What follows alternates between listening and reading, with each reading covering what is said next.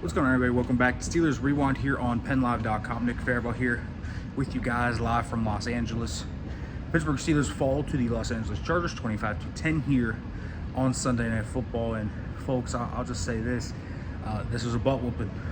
There's no two ways around it. This game was really not that close, ever. It lacked every bit of that. There was never a feeling, in my opinion, that the Steelers ever controlled this football game. You could maybe say early on when, they were stopping the Chargers and they had the field position, but it got away from them very quickly. And I thought the defense gave a spirited effort today. Listen, it wasn't perfect. There's still some big plays. I think Brandon Echols in the slot, he struggled a little bit.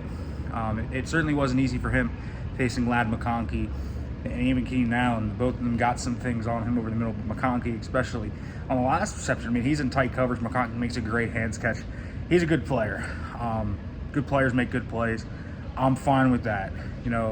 Be in position, there you go. I'm fairly certain as well on the touchdown, the McConkey that just got beat to the inside. Looked like a pre-snap disguise. And Echols just got beat inside. So I think that's something to think about. I still think, Jalen Ramsey would be best utilized in the slot. I don't think Brandon Echols is a great slot receiver. Ladd McConkey's a really great slot receiver. I just don't love Brandon Echols as a slot corner, and it's because I think he's a bulkier type of guy. I don't think he has great quicks.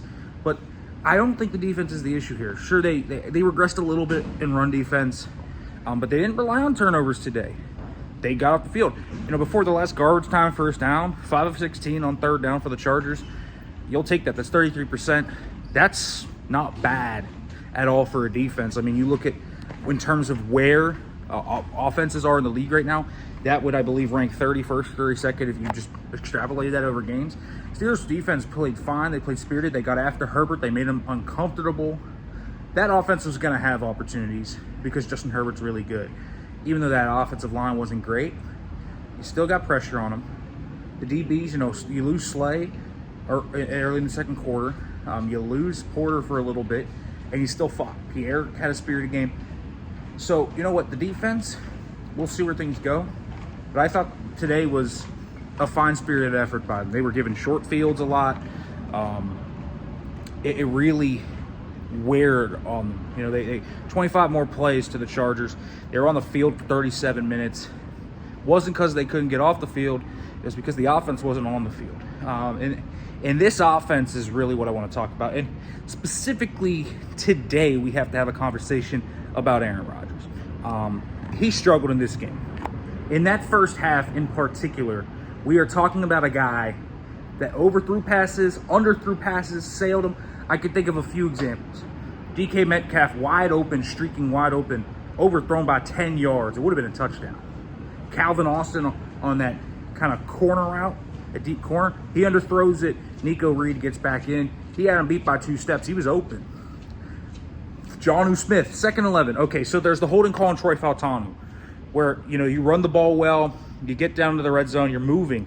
I think that drive would have been, if you get a touchdown there, I think that would have been a 92-yard drive for a touchdown. Whoa, really impressive. At that point, you would have really been pushing on the Chargers and controlling the game. Okay, so the holding call happens. That's not great, but you can bail out of it. Arthur Smith, great play call. Wide open on the flag route. There goes Jonnu Smith. Way overthrown. Smith tries to make a great catch. Bobbles it. It's incomplete. Could the receiver have made a tough grab? Sure. Should that ball be right there and should it be 6? Yes. It's just things like that. He overthrew Gainwell in the flat. There's another play where Freiermuth is open on an in route on third down. Got to throw the ball. And that's on the safety. I mean, on the safety, you look at it. Real quick in route, got to hit Freiermuth.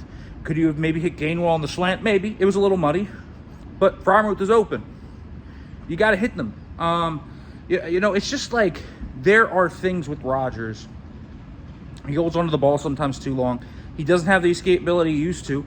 Teams are clouding Metcalf on third down, and they are daring the other Steelers receivers to win. And even when they do win, it feels like Rodgers maybe doesn't trust them, doesn't trust the offensive line. Brock Jones had a few quick losses today. This wasn't Troy Fautanu's best game, but Rodgers was really putrid in this game. And You know, I thought this was easily his worst game as a Steeler.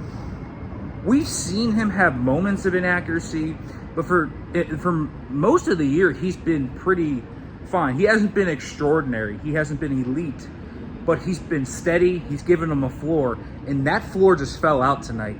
The accuracy, the ball placement, the decision-making. I don't know how many, things he checked out of and kind of changed, a run call to a pass. That 4th and 6, where the best play call they had was a fade to Metcalf. First of all, the ball placement, poor. Second, he's clouded, and, you have Farabaugh on a choice route. I have to imagine if you put your tight end, your best receiving tight end, really, on a choice route, that is where the ball should go. But you throw the fade route to the number 1 receiver, fine. You try to make him go make a play, but that ball wasn't there. On the pick, it's just not there. I mean, even if he doesn't sail the ball over Metcalf's head and Mickens grabs it, like the ball, the play's just not there. The read is not there. They didn't run the ball great in the first half. They ran it better in the second half, and so the run game was getting a little slow. They missed Sayamala tonight. There's no doubt about that, but they're trying to work in these gap schemes. They don't really block them super well. They kind of need to, though. They need to have the changeup. They can't just run the zone toss stuff that they do really well all the time. I think the predictability of the run game is getting a little bit too much up there. I don't think you can just line up Washington and Anderson on a side anymore and just be like, we're going to knock them over like bowling pins, because they're sending extra guys over. And if you lose the numbers game, you lose the numbers game. So I think that's something. I think, the third down struggles, they were 0 of 9 before the garbage time when they got 2 third down conversions. Some of it's receiver. I don't think the receivers and the playmakers are making plays for Rodgers right now necessarily that they were earlier in the year. But I also think Rodgers, in this game in particular, just brutally struggled. And so, that when you see an offense like tonight, it's playmakers, it's quarterback, it's play caller, it's a little bit of everything. But there were opportunities for Rodgers out on the football field tonight that his playmakers did have there that he did not make. And so this loss is concerning in that respect. But also, defenses are going to continue to adjust to that. And until they show that they can beat this formula where on third downs you're seeing the clouds to Metcalf, the man coverage, taking away the quick game windows, and running the ball. If you can't run the ball efficiently, you're not going to force them out too high. Teams are just going to continue to batter them with that exact formula. And so they got to show it against the Bengals. They put up 31 on the Bengals last time in Cincinnati. They got to win this game. The Ravens are right on their heels. The Ravens are 4-5 now. The Steelers are 5-4. You got to win this game. It's a must-win. They really got to win the next 2. They're winnable games. Chicago has a good record, but that's a beatable Chicago team. Cincinnati, very beatable. You got to win the next 2 games. You got to be 7-4 going into that Buffalo game. So we'll see where Pittsburgh goes. But for right now, they are 5-4 and coming off the worst offensive performance they have put up this season. Make sure to like, comment, subscribe, turn on the notification bell for more. And thanks for watching, everybody.